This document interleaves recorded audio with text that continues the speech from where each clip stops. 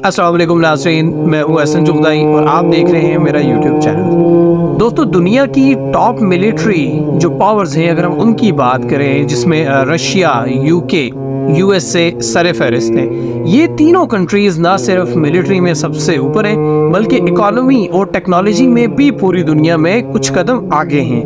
अब सवाल ये है कि इतनी बड़ी पावर्स अफगानिस्तान जैसे छोटे मुल्क से बार बार क्यों हार जाती हैं। मजीद इसके अलावा ये कि रशिया, अमेरिका और बरतानिया की अगर बात की जाए तो आखिर उनको इस बंजर ज़मीन में क्या इंटरेस्ट है, वो क्यों बार बार इस पे अटैक करते हैं और अफगानिस्तान को हासिल करना चाहते हैं। अच्छा दोस्तों, अफगानिस्तान ने गैर मुल्की ताकतों के साथ लड़ने में एक लंबा अरसा गुजारा है।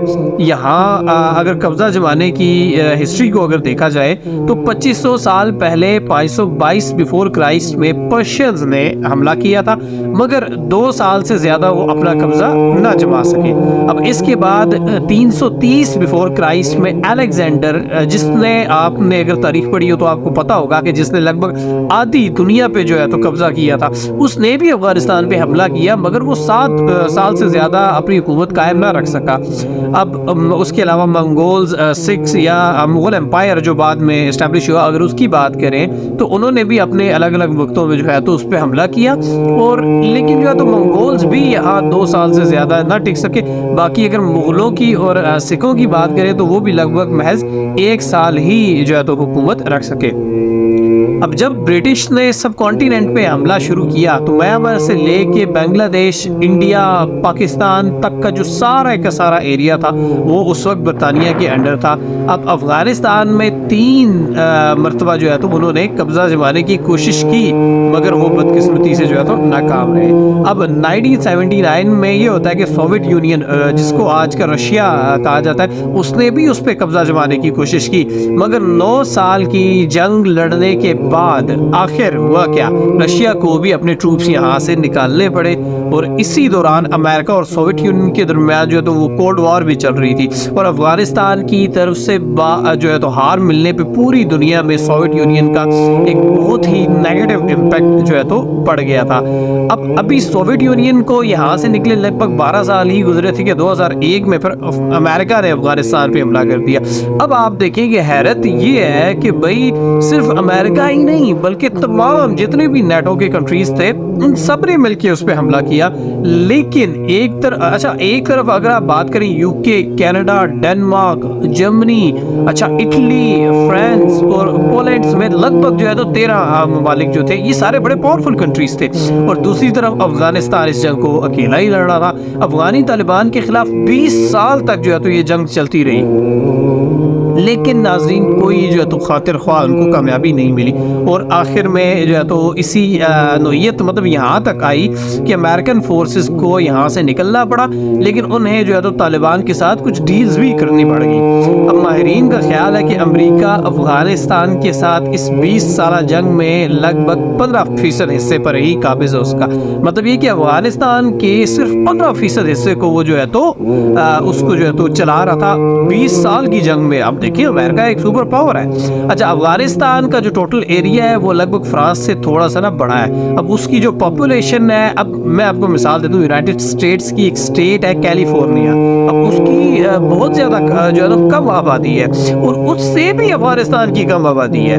तो इतना छोटा सा मुल्क अपने से 20 गुना बड़े और ताकतवर मुल्कों के से मुकाबला करता रहा, और देखिए एक बड़ी ताज्जुब की बात है। अब इसके कई जवाबात हैं, मगर सबसे जो है तो मेन वजह मैं आपको बताऊं, इसकी जियोग्राफिकल लोकेशन है। ये वो वजह है कि जिसकी वजह से इतनी जो है तो सुपर पावर ने उस पर हमला किया, सब कुछ किया, लेकिन जो है तो उससे कभी जीत नहीं पाए, क्योंकि उसकी जियोग्राफिकल लोकेशन बहुत बेस्ट है। अब अफगानिस्तान जो है तो कई अलग अलग कबीलों में बटा हुआ है, जिसमें आप कैसे अज़बक्स भी हैं, ताजिक्स भी हैं, उसके अलावा पश्तून भी इनमें शामिल है, और उनका जो है तो पूरा जो है तो बॉर्डर अफगानिस्तान ने खुद नहीं बल्कि 120 साल पहले एक गैर मुल्की ताकतों ने ही बनाया था। अब इन बॉर्डर्स को जो है तो यहाँ से लेने वाले लोगों के सामने कोई जो है तो मतलब यार जितने भी सारे लोग रह रहे उनके लिए इन बॉर्डर्स की कोई हैसियत नहीं है। उनके जो है तो साउथर्न बॉर्डर की अगर आप बात करें तो यहाँ बसने वाले जो पश्तून है वो कई 100 सालों से जो है तो यहाँ पे रहते हैं, मगर असल में बॉर्डर की जो दूसरी तरफ पाकिस्तान में रहने वाले पश्तून तादाद में जो तो आप अफगानी पश्तून अफगान जो पश्तून है ये उनसे काफ़ी ज़्यादा है। अब बॉर्डर बनने से पहले ही जो है तो साउथर्न अफगानिस्तान और वेस्टर्न पाकिस्तान में इनका काफ़ी बसेरा था। अब इन पश्तूनों की जो आधी फैमिली थी वो तो अफगानी थी बेसिकली, और आधी जो है तो पाकिस्तानी। अब क्योंकि एक साथ ही मतलब मिलजुल के रहते थे, अब लिहाजा जब ये होता है कि ब्रिटिश एम्पायर ने यहाँ का बॉर्डर जो है तो डिफाइन किया तो उसकी इन पश्तूनों के साथ कोई ख़ास अहमियत मतलब नहीं थी, क्योंकि ये बॉर्डर महज एक इमेजिनरी लाइन के जो है तो जैसा था। अब नाज़रीन किराम, जैसे बॉर्डर बनने से पहले वो एक दूसरे से मिलने जाया करते थे, वैसे ही बॉर्डर बनने के बाद भी वो जो है तो आया जाया करते हैं, क्योंकि इस बॉर्डर का ज़्यादातर जो हिस्सा है वो इंतहाई ऊंची पहाड़ियों से जो है तो मतलब अगर आपने बॉर्डर क्रॉस करना तो आपको काफ़ी ज़्यादा जो है तो ऊंची पहाड़ियों से गुजरना पड़ता है, और इसीलिए इस बॉर्डर को कंट्रोल करना अफगानिस्तान और पाकिस्तान दोनों के लिए काफ़ी चैलेंजिंग है। अब द डेविड लाइन, जिसको तो आपने सुना ही होगा, जो पाकिस्तान अफगानिस्तान का बॉर्डर है, अब इसके नाम से पहचाने जाने वाला ये जो बॉर्डर, जिसकी लंबाई लेंथ जो है तो कमोबेश 2640 किलोमीटर है। अब जिसमें कम से कम 300 ऐसे पॉइंट्स हैं जहाँ से बॉर्डर को क्रॉस किया जा सकता है, और इसी वजह से यहाँ पे ड्रग्स, वेपन्स, मिलिटेंट्स की जो है तो काफ़ी स्मगलिंग चलती रहती है, बहुत कॉमन है। अब अफगानिस्तान में रहने वाले टेररिस्ट बड़ी आसानी से पाकिस्तान आते हैं और यहाँ से नए मिलिटेंट्स तैयार करके वापस ले जाते हैं, और इसी वजह से भी डेविड लाइन को दुनिया का सबसे जो है तो ख़तरनाक बॉर्डर कहा जाता है। अब अफगानिस्तान एक लैंडलॉक कंट्री है, ये तो हम सब जानते हैं। मतलब लैंडलॉक ये है ना कि किसी मुल्क को इस पर अगर ज़मीनी रास्ते से हमला करना हो तो उसके लिए जो है तो उन्हें किसी जो है तो उसके करीबी या पड़ोसी मुल्क की मदद देनी पड़ेगी, जिसमें एक तो ईरान है, उज़्बेकिस्तान, ताजिकिस्तान, चाइना आप कह सकते हैं, और पाकिस्तान जो है तो सरफहरिस्त इसमें शामिल है। लेकिन जैसे तैसे करके अगर इसके बॉर्डर तक आप यूँ कह के पहुँच भी जाएँ तो हमला आवरों को जो है तो बड़े बड़े पहाड़ों का सामना करना पड़ता है। यही उसकी जो जियोग्राफिकल लोकेशन की मैं बात कर रहा था, ये बड़े बड़े पहाड़ जो है बड़े मसला खड़े करने वाले हैं। लेकिन याद रहे कि बेशक अफगानिस्तान जो है तो सब कॉन्टिनेंट का सेंटर है और इसकी आबादी भी काफ़ी कम है। इन पहाड़ों की हार्श कंडीशन की वजह से ही जो है तो उसकी आबादी बहुत कम है, वहाँ पे मुश्किल है सर्वाइव करना। और इनको जो है तो कोई हिंदुकश जो रेंज है जो माउंटेन रेंज है, बेसिकली ये इनको ही हिंदुकश ही कहा जाता है।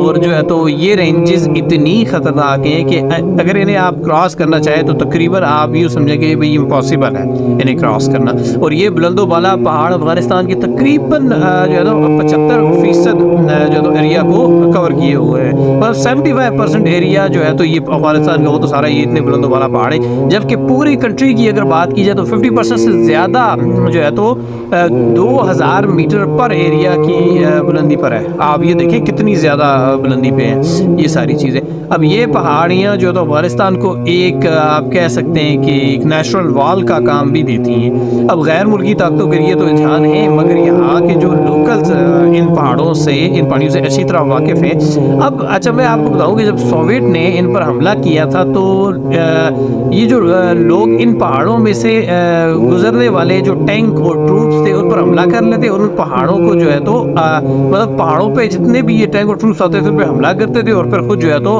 गारों में छुप जाते थे, जहाँ इनको ढूंढना ऑलमोस्ट नामुमकिन होता था। अब कभी कभी ये लोग पूरे के पूरे जो है तो पासेस और रोड को भी उड़ा देते थे, जिससे जो है रशियंस कई महीनों तक आगे नहीं बढ़ सकते थे। ये उनके लिए एक बड़ा जो है तो बेनिफिशियल ये चीज़ थी। अच्छा, अब होता ये था कि जहाँ पे पहाड़ जो है तो हमलावरों को रोकते मतलब जहाँ पे रोकते थे ना, अब अलग एक शहर से दूसरे शहर में जो है तो गुड्स की जो अब जाहिर सी बात है जब वो उनको उड़ाते थे पूरे पासेस रोड्स उड़ा देते थे तो ऑब्वियसली सप्लाई बंद हो जाती है, गुड्स की सप्लाई, कमोडिटीज़ की सप्लाई बंद हो जाती थी। और ये फिर जो है ना ये अशिया को एक जगह से दूसरी जगह पहुँचाना एक बड़ा चैलेंजिंग जो है तो उनके लिए ये चीज़ होती थी। अब यहाँ दर्जनों जो है तो वैलीज़ आपको मिलेंगी जिनमें अलग अलग जो है तो ट्राइब्स बसे होते हैं। हैं। मुश्किल तरीन पहाड़ी रास्तों की वजह से यहाँ पर जो है ना, यहाँ के जो ट्राइब्स हैं उनका आपस में मतलब कोऑर्डिनेशन भी काफ़ी कम हो जाता है, क्योंकि एक वैली से दूसरी वैली तक जाना ही बड़ा मुश्किल हो जाता है। इसलिए इन ट्राइब्स ने अपनी वैलीज के अंदर ही अपनी दुनिया बसाई हुई है। मतलब हर चीज़, हर फैसिलिटीज इन्होंने अपनी एक ट्राइबल एरिया के अंदर रखा हुआ है सब कुछ, ताकि जो है तो उनको मुश्किल वक्त में किसी दूसरी वैली में जाना ही ना पड़े। इनके लिए इनके जो है तो अपने अपने कानून है, और ज़्यादातर ट्राइब जो है तो अपने एरिया की सिक्योरिटी तक खुद करते हैं। और यही वजह है कि अफगानिस्तान में काबुल की सेंट्रल गवर्नमेंट का भी ट्राइबल एरियाज पर कोई खास जो है तो होल्ड नहीं है। अब जाहिर सी बात है, जब अफगानिस्तान की सेंट्रल गवर्नमेंट का ही उनके सामने मतलब कोई होल्ड नहीं होगा, उनकी अपनी सेंट्रल गवर्नमेंट ही उनके सामने बेबस होगी, तो बाहर से आने वाले गैर मुल्की पावर्स कैसे यहाँ अपना होल्ड जो है तो बरकरार रख सकते हैं। अब देखिए 1979 में सोवियत मिलिट्री अफगान जो है तो सिटी में उन्होंने एक अफगानिस्तान की एक शहर उन्होंने अपनी एक मिलिट्री जो है तो बेस बनाने में कामयाबी हासिल की सोवियत यूनियन ने। अब ये बेस एक वैली में बनाई गई थी जिसकी चारों जानिब ऊंचे ऊंचे पहाड़ मौजूद थे। अब इसका फ़ायदा उठाकर अफगानिस्तान ने जो है तो ये अफगान जो तालिबान थे उन्होंने पहाड़ों पर डेरा डाला और पूरी जो सोवियत बेस थी उसको चारों तरफ से घेर लिया। अब चूंकि ये मिलिटेंट जो है तो ऊंची बड़े बड़े पहाड़ थे, वो ऊंची जगह पे थे, तो उन्होंने वैली तक जाने वाले तमाम रास्ते बंद कर दिए। अब मतलब बात यहाँ तक पहुँच गई कि सोवियट्स का पूरा सप्लाई नेटवर्क ही रुक गया और वो एयर सप्लाई पर डिपेंडेंट होकर रह गया। अब आपको भी पता है कि एयर सप्लाई आप कितनी देर तक जो है तो उस पर रह सकते हैं। अब जो कि सोवियत यूनियन के लिए ज़ाहिर है कोई एक लॉन्ग टर्म हल तो था नहीं। अब अफगान मिलिटेंट्स की ये स्ट्रेटजी सिर्फ सोवियट्स को हराने में ही कामयाब नहीं थी, बल्कि 2001 में जब अमेरिका ने यहाँ कब्जा करने की कोशिश की तो तमाम नेटो कंट्रीज़ की जो टोटल 1,30,000 की फोर्स को अफगानिस्तान में बाय एयर भेजा गया था। ये भी बड़े मज़े की बात है कि 1,30,000 की इतनी बड़ी फोर्स उसको भी बाय एयर जो है तो भेजा गया था। लेकिन अच्छा देखिए, उन्होंने बाय एयर तो भेज दिया, लेकिन इतनी ज़्यादा फोर्स के लिए आप रेगुलर सप्लाईज तो नहीं आप एयर के थ्रू कर सकते ना। अब वो ट्रक और टैंक जो थे वो पाकिस्तान के ये बेसिकली खैबर पास के जरिए भेजते थे। अब अफगानिस्तान जो मिलिटेंट थे उनको जब पता चलता तो मतलब यूएस के लिए खैबर पास कितना इंपॉर्टेंट था, तो उन्होंने जो है तो उस पहाड़ों पर रहकर उनके ट्रक्स पर हमला करना शुरू कर दिया और कोई मौका वो नहीं छोड़ते थे। हत्ता कि उन्होंने 2009 में खैबर पास के एक बहुत ही नाजुक हिस्से को तबाह कर दिया। अब जब उन्हें अमेरिकन की तरफ से जवाब जो है तो जवाबन हमले का सामना करना पड़ता, तो वो बड़ी आसानी से जो है तो बॉर्डर क्रॉस करके पाकिस्तान आते और नेटो जो जितने भी कंट्रीज़ हैं उनको खैबर पास इंटर होने से पहले ही जो है तो जला देते थे। अब नेटो फोर्सेस ने अफगानिस्तान से टेररिस्ट को ख़त्म करने के लिए अफगानिस्तान गवर्नमेंट की मदद भी ली, ठीक है, और वहाँ की कई लोकल्स को भी इस जंग में जो है तो हिस्सेदार बनाया। अब बेशक कई मुकामात पर इनको जो है तो कामयाबी भी मिली, लेकिन पूरी 20 साल जंग का अगर आप निचोड़ निकालें तो यूनाइटेड स्टेट्स सिर्फ 15% ही अफगानिस्तान को होल्ड करता था।